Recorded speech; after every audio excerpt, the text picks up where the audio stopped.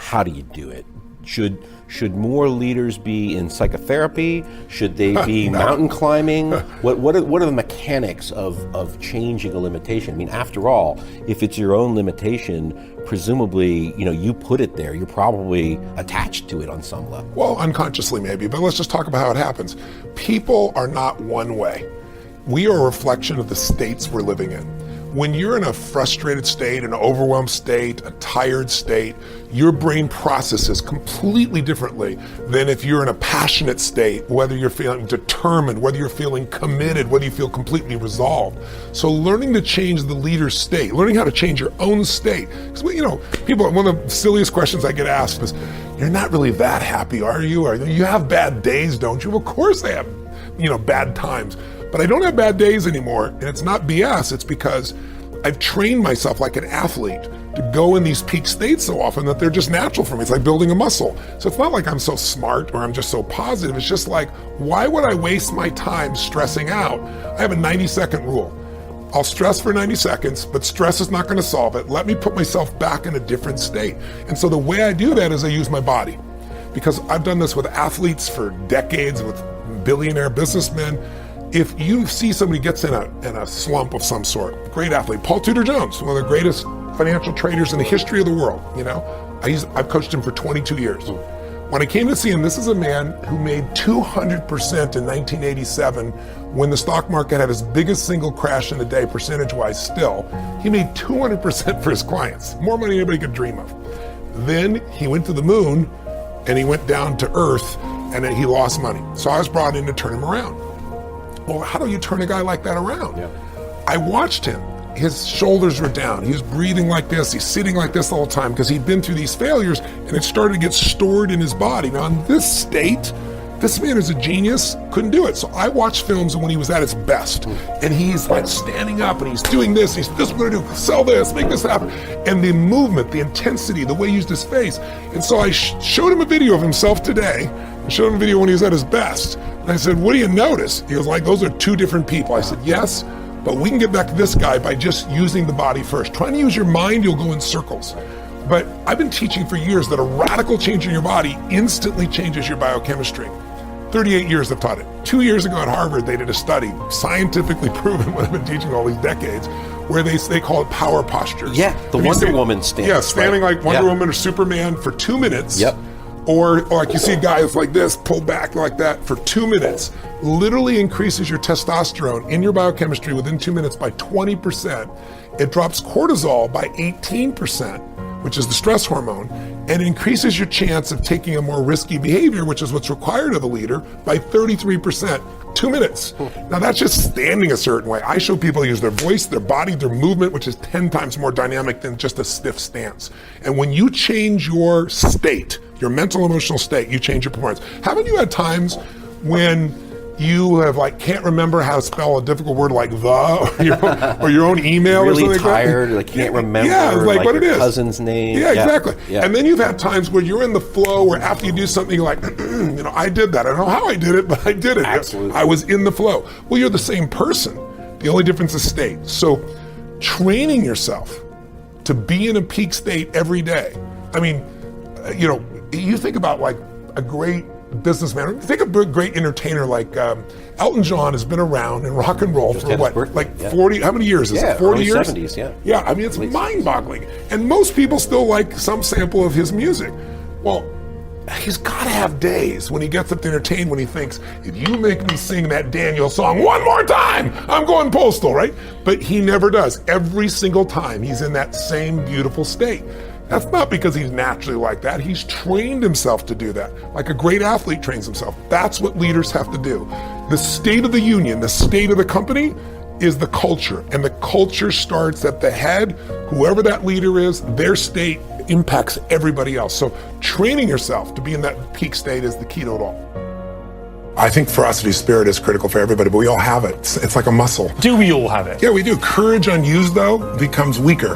Determination unused gets smaller. Passion unexpressed gets smaller. It's like any muscle, the more you use it. And he's been using it for years. His son, though, here's the other thing. He had a reason larger than himself. You see the pattern in all the people that have overcome. He wanted to do for his son. At the time, he told me about his worried about all his employees, and he really cares about his people. But here's the secret, though. You have to make that shift where it's no longer an excuse. If you give yourself an excuse, humans will take it. If you're going to take the island, you burn the boats. And he burned the boats and said, I'm going to find the answer. First, he shifted his psychology, came to my business mastery program, and then he got the skills. Because like I said earlier, it's not just confidence. You got to have skill, and he had both, and he found the way. Show them what you did. Yeah, after that particular business mastery program, again, as Tony says, 80% of it is psychology, and then 20% of it is mechanics or the strategies. Yeah. But unless you get the psychology down, the mechanics don't matter. And I can tell you from that day in November of 2008 where I made that decision that I was not going to fail, and I kissed my lady and said, I'm going back to work. And we went out there and I learned how to export. And when there was no market for steel in the United States, I was able to export to several different companies or several different countries. And we took off from there. We continued to grow. And it was just, again, it's about a mindset. It's about having a level of pride. For me, it was coming from where I come from. The Melio name didn't mean a whole heck of a lot. And I was determined to change that because it's something of what I call generational influence. I'm not doing this for me. I'm doing this for my son. The other thing you should do if you're not very industrious is discipline yourself. And so what do you do with that? Eat 3 times a day at regular meal times. That's a good thing to practice because that starts to put some stability into your life. Get up at the same time. I would highly recommend all those young people out there who are listening, like, you want to get a jump on life, get the hell out of bed in the morning. As I've got older, I've got up earlier and earlier. Now that's partly because you don't need as much sleep, but it's also partly because I've got more and more disciplined. Like, get up early in the morning and get your things done. Man, learn to get up at 6 in the morning and you'll be one deadly creature, especially if you can get to work. You'll have half your damn day done by the time other people haul their sorry asses out of bed. And so that's a massive, massive advantage. Look, Warren Farrell, not the comedian, Warren Farrell, the author, he outlined data in Why Men Earn More, which is a book I would recommend, by the way, showing that if you work 13% longer hours, you make 40% more money. It's nonlinear. So you think, why is that? Well, imagine you had 10 employees and one of them works an extra 10%. It's not much. Well, how often is that person going to be promoted, assuming you have a clue as a boss? It's like you're going to look at the 10 people and you're going to think, oh, that guy's always here like 45 minutes early. It's like, why don't we give him the promotion? Obviously, right? So these small edges that you can manage like that, work an extra 10% or extra 13%, have non-proportional payoffs. That's part of the Pareto distribution. So get your sleep cycle organized so you get up in the morning. Learn how to do it. No excuses. I'm too tired in the morning. I don't like mornings. Who cares? That's not relevant. It's like discipline yourself so you can manage it. Schedule your meals because that's a good disciplinary routine. And then learn to use a calendar, like Google Calendar. Many of you out there do not use a calendar. Okay, a calendar is not a prison and it's not a tyrant. Not if you use it properly. A calendar keeps anxiety at bay.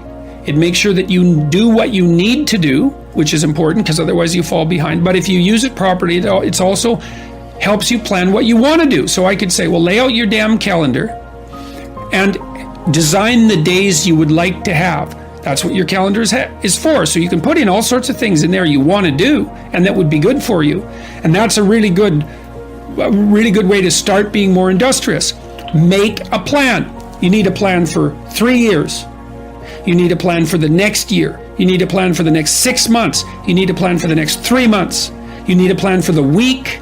You need a plan for the day. You need a plan for the hour. All of that. I make lists constantly of what I have to do. And they're like daily, weekly, monthly, yearly. Right now, I can't look out more than about 6 months, because my life is too complicated and chaotic. But you need a vision of who you could be, what character you could have. 3 to 5 years out, you can't go much farther than that because life is too unpredictable, I think, to make vision that's longer term than that subject to there's too much chance associated with it to spend a lot of time on. Maybe you can stretch it to 5 years, and in rare cases, you can have a 10-year goal, but it has to be pretty low resolution. But you want plans at all those levels of resolution. You want to write the things down.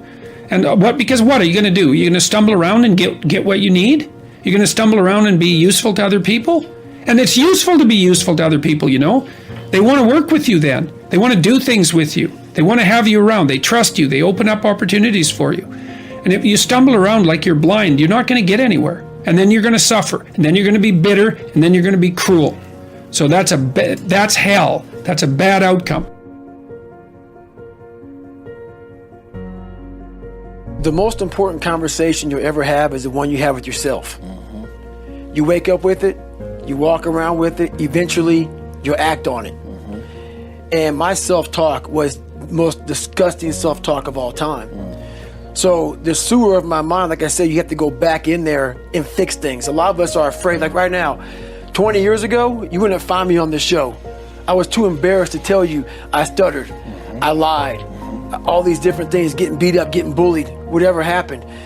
But that's where the true transformation starts to happen. When you can look at people, anybody, thousands of people, one person, and say, hey, this is who I am. And this is where I have to fix myself. And this is where it really happened. I thought it happened when I was in, 19, 18 years old trying to pass this military test. Right. It happened here when I was almost 300 pounds, spraying for cockroaches, making $1,000 a month. And, people called me dumb. My dad called me so many things, it's not even funny. Being beat just stripped me of all self-esteem. This is when I realized I was alone on this earth. Yeah. I have God, but alone on this earth, and I have to fix everything. So this is where I started to develop an indestructible mental toolbox. Okay.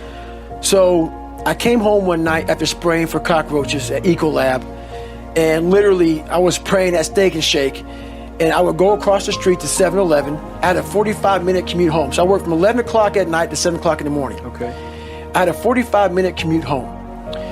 And my stop would be, Steak and Shake, chocolate milkshake, across the street, 7-Eleven, box of mini chocolate donuts, and I would eat that on the way home. Yeah, sure. When I come home, I turn the TV on, I take my shake because the box of donuts they were killed. Oh, yeah. I kill those. Yeah. Go back to the back, turn the TV on and take a shower. Listen to the TV while I'm taking a shower. This day I heard these guys on the TV talking about Navy SEAL, toughest, class 224.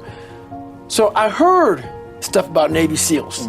These are the baddest of the baddest. Yeah. So I come out, and I'm watching this show while I'm drinking my shake. And when you're watching a show of guys who are putting out there, and they're quitting left and right. Oh, sure. Just can't handle it. They're going through Hell Week. They show them going through first phase, second phase, third phase, and they're dropping like flies. I looked in this one guy's eyes who was ringing the bell to quit, to put his helmet down out of Navy SEAL training, and I saw myself. And I saw what everybody said I was going to be, which was nothing. What I said I was going to be, that conversation you have, that's who I was. So that's why I lied to people to tell them a different version of the truth. Sure. I had to make all those lies reality. I had to make them real. I had to become a real person.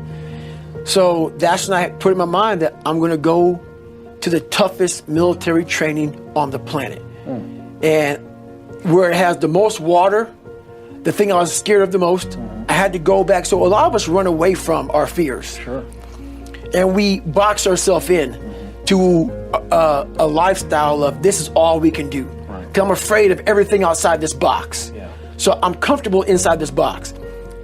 I jumped the box. Oh, you did, yeah. For the first time in my life. Mentally, I jumped the box and said, hey, I got to come out here and play. Lesson 1, you get an additional 30 minutes of sleep a night. Take it as a challenge. Try to find that space, quiet your mind, and get your 30 minutes of sleep. And you'll see it makes a really, really big difference. My sleep habits were horrendous, to say the least. I mean, I've always had a hard time sleeping. I couldn't figure out how to shut my brain off. So what made the light bulb come on is that I went out there and played a game, and I played like crap. And I was like, why am I playing like crap? Because I've been practicing these same moves over and over and over. But yet, I couldn't execute them properly. I was feeling sluggish, I was feeling lethargic, and I knew it wasn't because of my training, because I had trained obsessively. So then I started looking at other things. And that's when I came to the realization that, hey, Kobe, you're not 21 years old anymore, buddy. Like, maybe the fact that you're sleeping 2 or 3 hours a night, maybe that has something to do with the fact that you're playing like crap. And that's when I started really evaluating those things. And I'd say lesson 2 would be just 5 minutes of quiet time. 5 minutes for you to be mindful and to just sit and find that inner voice and just kind of listen to the self. And preferably it would be in the morning as you start your day. I meditate every day. And I do it in the mornings, and I do it for about 10 to 15 minutes. And I think it's important because it sets me up for the rest of the day. You know, it helps me. It's like having an anchor. You know, it's if I don't do it, I feel like I'm constantly chasing the day, as opposed to being able to be controlled and dictate the day. Not that you're, you know, calling the shots on what comes forward, but the fact that I am set and ready for whatever may come my way.